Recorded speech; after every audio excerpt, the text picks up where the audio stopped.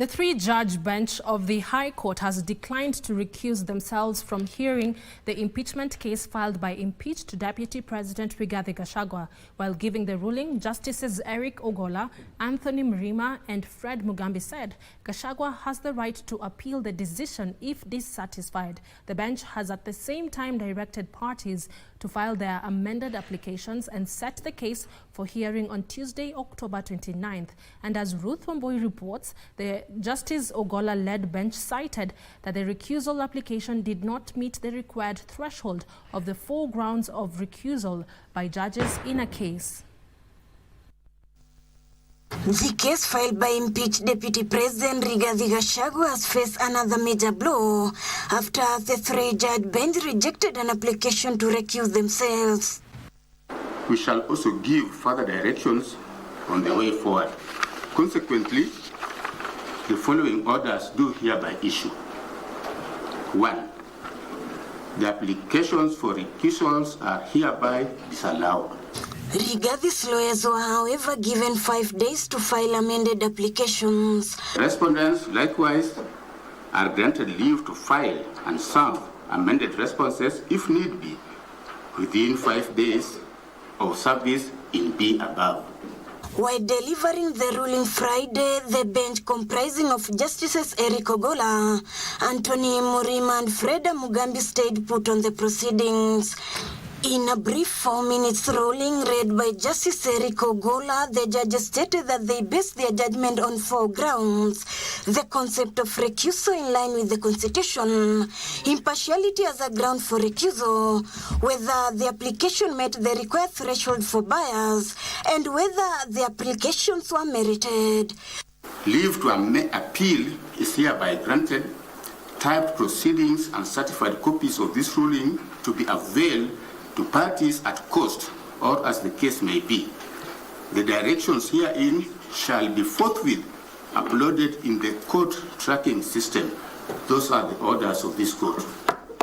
On Thursday, the Justice Ogola-led bench was bombarded with accusations of material non-disclosure of crucial information by the petitioners. The bench was told that credible information reveals Justice Mrima is a long-time friend of Senate Speaker Amason Kingi, thus putting him in a conflict of interest position. Due to the failure to so disclose on the part of the third respondent, it has led to an erosion of the confidence and the applicants have that will be neutral when it comes to the hearing and the determination of the arbitration. What should concern this court is the pertinent fact and the act that recusal happened and what the Supreme Court said about that recusal. That's all what this court is supposed to consider. The petitioner's acts did not spare the lead presiding judge Eric Ogola, who they said is conflicted as his spouse is a member of the Kenya Water Towers Board, having been appointed by President William Ruto in 2023.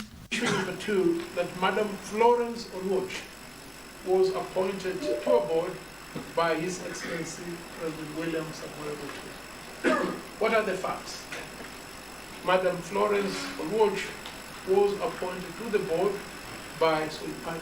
Our constitution, we understand that if you are a civil servant, you're supposed to actually resign from any political party. 2, if you have to be a nominee of deputy president, you have to have been in a political party for not less than 3 months. However, in a quick rejoinder, the state opposed the move, citing the petitioner's accusation were far-fetched and were using recusal to cripple the bench. This application for recusal as another attempt to frustrate the processes of this court and to ensure, my Lord, that this bench does not proceed to dispense justice that ought to be dispensed expeditiously in line with the Constitution. I pray, my Lord. I would want to see the ruling because it is the reasoning that would satisfy any person. including the other side, they would really want to see how the court reasoned towards arriving at that decision. Meanwhile, the conservatory orders remain in force until Tuesday next week, when the matter will be canvassed broadly. With the shortest ruling ever by a bench, the trio judges have stamped the authority that they will hear Gachagua's matter to the end. But what lingers the petitioner's mind is the unanswered questions on what triggered to their decision. Ruth Wamboi for Easy Friday from Milimani's High Court.